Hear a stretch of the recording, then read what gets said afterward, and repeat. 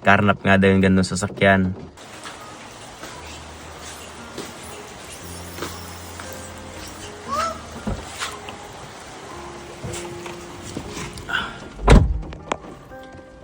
So, ayun mga kasaka. Meron lang po tayong konting pag-uusapan ngayon. Nitong mga nakaraang araw kasi, kung mapapansin nyo parang hindi ko na ganong napupukusan yung mga pagbablog ko. Kung mapapansin nyo, nakakapag-upload ako ng wala na sa oras, yung tipong yung upload ko kasi dati nasa 5 to 6 PM kasi yung upload time ko.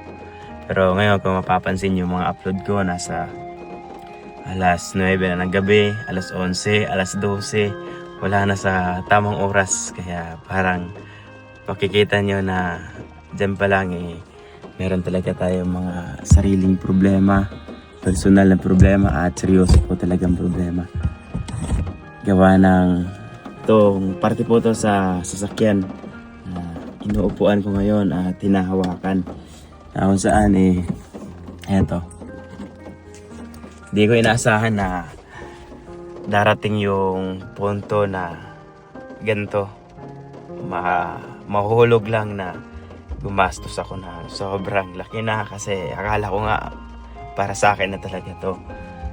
Ang buong akala ko eto na yung para sa akin, kaya todo gastos na ako, wala na akong pag-aalangan kasi nga eto na, nasa akin yung sasakyan. Pero ngayon na ako na yung ika-anim pala na may-ari ng sasakyan, di ko alam na may gantong issue pala na gaya neto.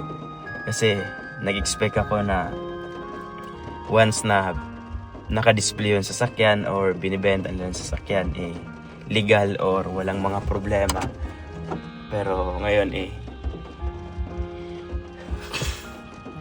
karna pala yung sasakyan na nabili ko. At no choice ako syempre, kasi may mga kaso tayong harapin kung sakali mang totoo at hindi man totoo. Syempre, basta di ko na alam, kasi parang totoo, parang hindi, pero duda ako na malakas talaga yung loob ko na duda ko na nasa 70% talaga na totoo, na siguro karnap talaga to. Kasi ako, nakita nyo naman yung paghahanap namin ng sasakyan gaya nito. Mga ilang araw yung road trip namin. Nag-Mindanao, parang nahulog na nagmi-Mindanao loop kami para lang tingnan yung mga klaseng gaya nito sasakyan. Kasi ganito ang sasakyan yung klaseng hinahanap ko. Puting sasakyan na Honda Civic. Ako bilang first timer sa gantong mga bagay or sasakyan, parang akala ko okay na basta may makita lang na papel, basta may mga ganon, may mga makita lang na papel. mga kumbaga merong rehistro, andyan nga yung plate number original, tapos yun nga, sa 9 months pa ako, almost 9 months pa akong nagdadala lagi ng sasakyan. Laman palagi ng vlog ko, lalo nung nagbumili ako. Laman palagi ng vlog ko, simula nung bumili ako. Kasi nga akala ko talaga legal na legal yung gaya nito. Pero ayun. Ito nga yung side ko. Kasi ito yung nag-post mga kasaka. No? Sa mismong kaarawan ko pa na talagang grabe. Sobrang laki ng surprise ang dumating bago nagtapos yung kaarawan ko. Ito po yun. Nag-post na karnap nga daw yung gandong sasakyan. At yun. Akala ko talaga safety siya, kasi nung dumating siya sa amin yung sasakyan na to, nirehistro ko agad. Yung in-update ko agad yung rehistro niya sa LTO. At wala namang alarm na nakita. Parang ganun, wala. Komportable na ako na legal talaga yung nabili ko. Pero yun. Nakita ngayon na ganito nga yung issue pala ng sasakyang hawak ko.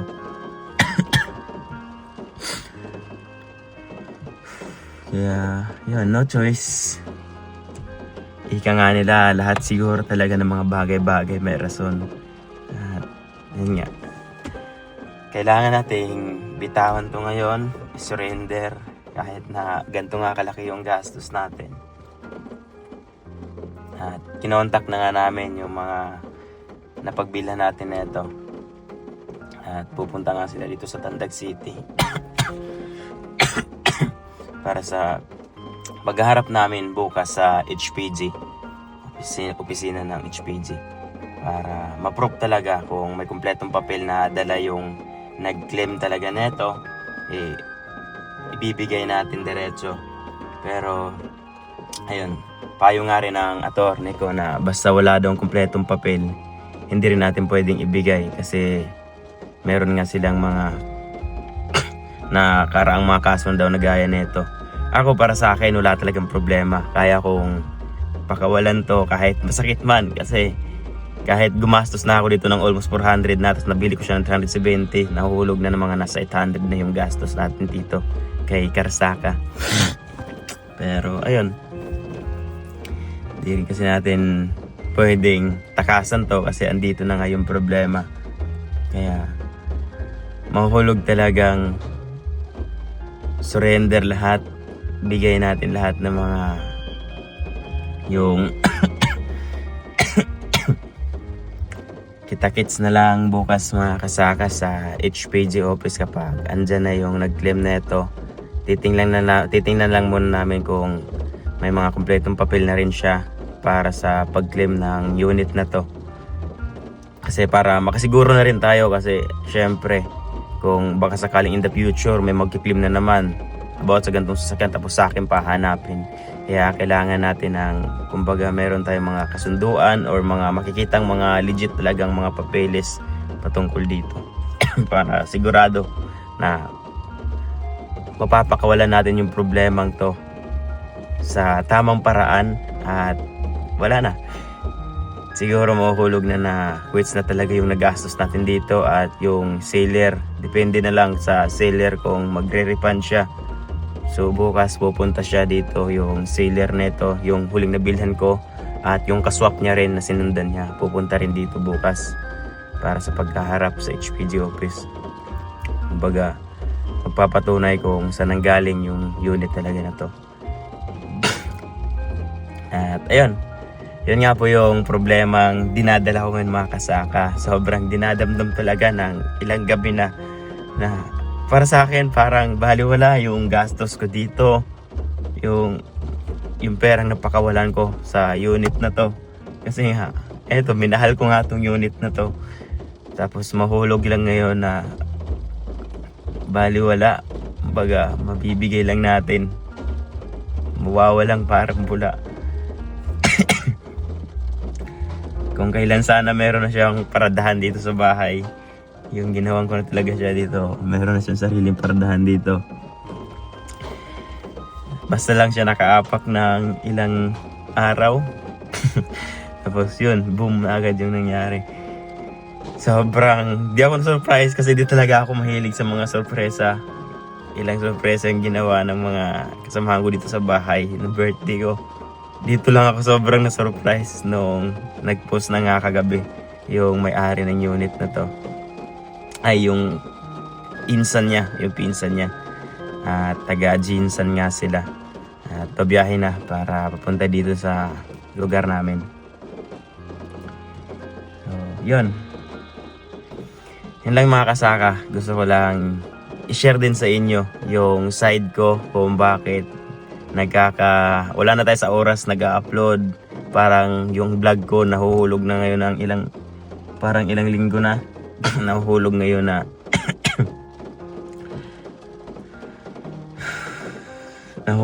na parang wala na sa focus yung vlog, basta lang upload ganyan.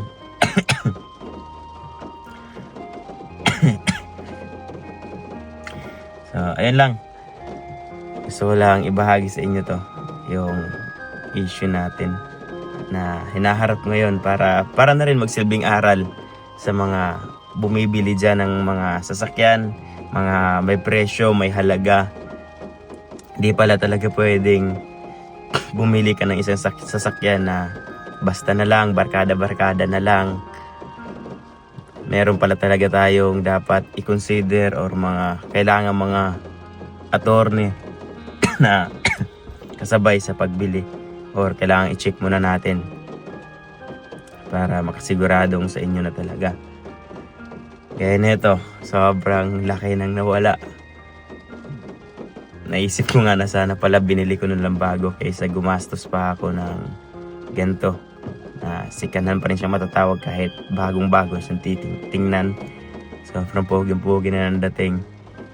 At yun nga, di pa sa atin nakapangalan. So, yun lang. No choice. Ibigay na natin to. Surrender natin to kapag kumpleto yung papeles na dinala nila para sa siguradong mapupuntahan talaga ng unit na ito, mga kasaka. Goodbye, Karsaka.